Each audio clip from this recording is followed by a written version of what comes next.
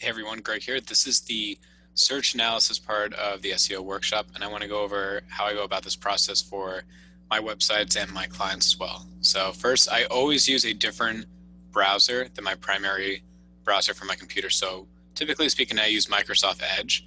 So when I do search analysis for clients for my own website, I use Google Chrome. Second is to be in incognito. So when you click on these three dots up here and you go to new incognito window, you're basically going to remove the personalization aspect of how Google will treat your search query. Because what I want to do is find topics that people are actually searching for within Google and not get any bias towards what I already searched for. So that's why I'm not signed into Google, and that's why I'm using incognito. Now, to start off this, I'm going to show a search query that I rank for now after 3 months in Google, and I did the same process of which I'm going to show how I found this topic. So what I do here is start off with a question.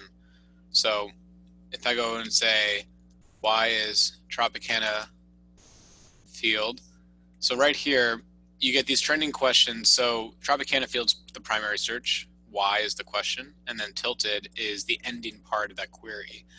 So the term, why is Tropicana field tilted, that's actually the page that on my site that ranks on page 1 of Google. So when you do the search here, you get a couple things to look for. First is that this image up here, this is my site. So the Stadium Reviews, this is the top image.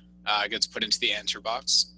Second is I own the top 4 pictures as well within Google. So basically anyone that does a Google search, now there's more opportunity for my site to drive traffic from image search.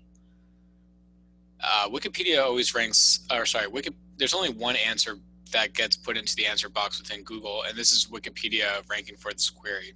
Early in 2020, Google got rid of the opportunity to rank in the answer box and also the organic listen. So you'll see here that Wikipedia ranks here, but they don't rank anywhere else below that.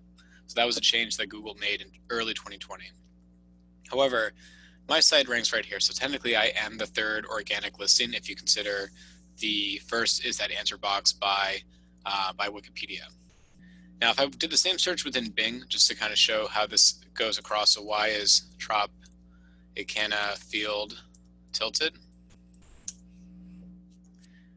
I own the first organic listing as well within that.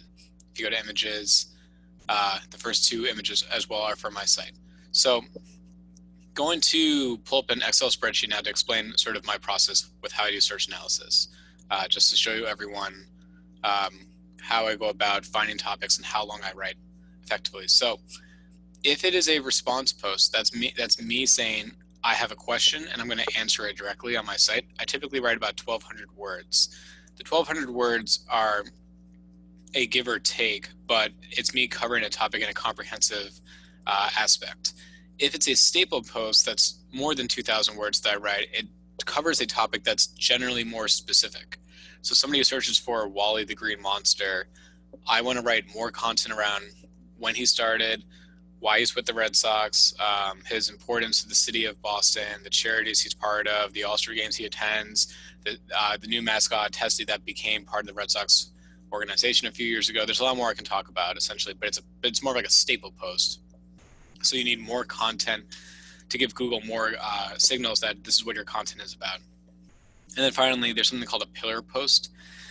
So if I have a topic, let's say it's not a question, so unofficial rules of baseball, or I might say something like bleacher creatures or Yankee Stadium bleacher creatures, there's no question about it. There's just simply a search phrase that I'm going after to rank. So I'm going to write over 3,000 words typically for that.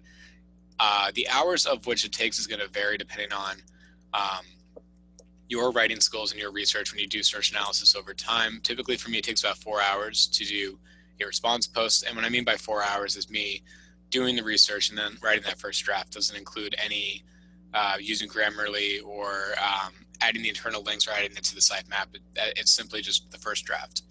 Second is 7 hours, and then the last is 13 hours for me, typically speaking.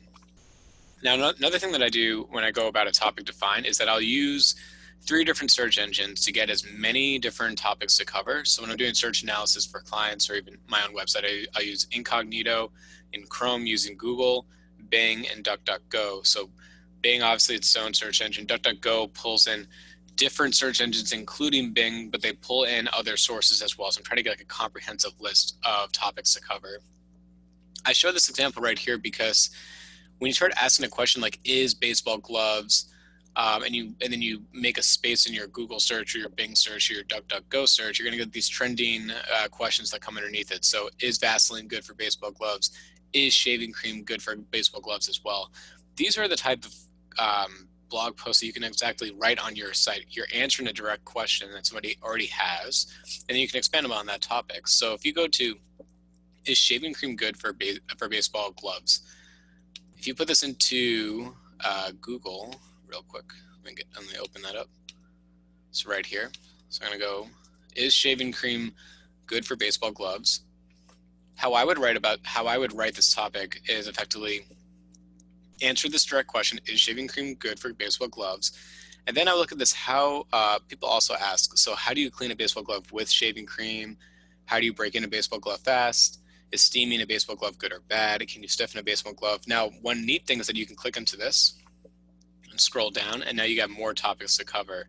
So if I pull up this Excel spreadsheet again, go up to the very top, if I need to write about 1,200 words, it may seem pretty difficult when you say, is shaving cream good for baseball gloves? If you can answer it in a one word, if you say yes or no, it's probably not going to rank in Google. But if you go over the pros, the cons, tips of how to clean your glove after you use shaving cream, and some of those other people also ask questions, and you make a comprehensive guide about this one primary topic, and you basically answer all those questions on your page, you can now tell Google that you're the authoritative site on the web that covers this topic in such a broad sense.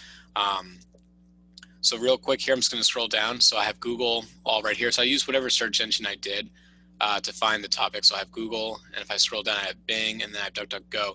The reason why I have topics here that are in green is that if there are any queries that match between search engines, I know that those are the gold mines to go after. So is shaving cream good for baseball gloves?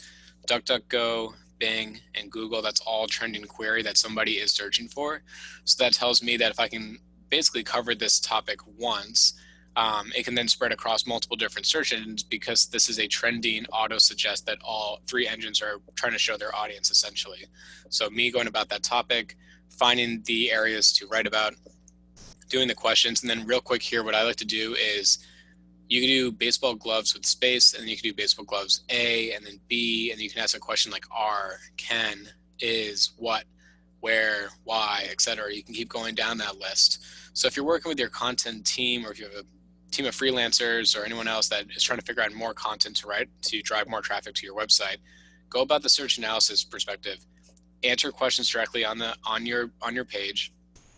Use the people also ask, which I showed up here, to answer direct questions that people are already searching for on that new blog post, and then try to follow the same pattern too. So about 1,200 words for answering a question directly, 2,200 for something that's not necessarily a question, but you want to learn more about, let's say something like Wally the Green Monster, and then the 3,200 one, you're going after some really difficult topics to rank for. Therefore, you need a lot of words. You need to cover this in such a comprehensive way that you're giving Google and any other search engine too as much information that you are the authority on the web.